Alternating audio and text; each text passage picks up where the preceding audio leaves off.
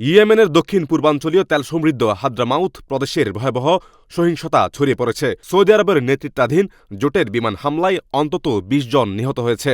আহত হয়েছে আরও বহু মানুষ, যাদের মধ্যে বেসামরিক নাগরিকও রয়েছে।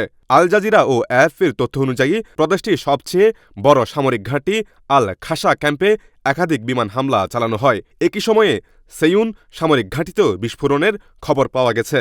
এদিকে স্থলভাগে ইয়েমেনি সরকারি বাহিনী ও দক্ষিণ ট্রানজিশনাল কাউন্সিলর বা এসটিসি সমর্থিত যোদ্ধাদের মধ্যেও তীব্র সংঘর্ষ চলছে। সামরিক ঘাঁটি ও রাষ্ট্রীয় স্থাপনার নিয়ন্ত্রণ নিতে উভয় পক্ষই মুখোমুখি লড়াইয়ে জড়িয়েছে। এই উত্তেজনার মধ্যেই এসটিসি দক্ষিণ ইয়েমেন শাসনের ঘোষণা দিয়েছে এবং ভবিষ্যতে স্বাধীনতা প্রশ্নে গণভোট আয়োজনের কথা জানিয়েছে। International desk, CRS TV.